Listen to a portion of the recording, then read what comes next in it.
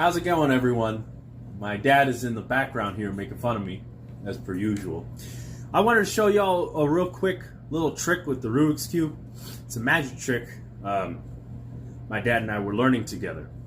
So, you've seen me solve this before. I'll solve it real quick just to show you.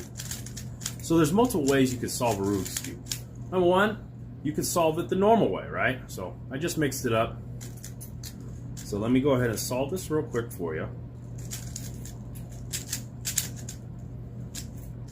And by the way, this is not a magic Rubik's Cube. This is just a normal one.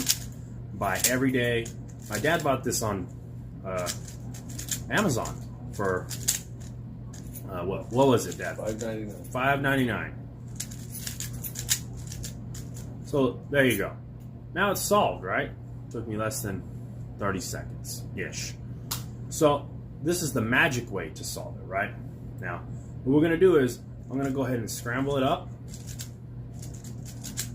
Okay? Roughly about, we're going to say 20 moves away, roughly. Now watch.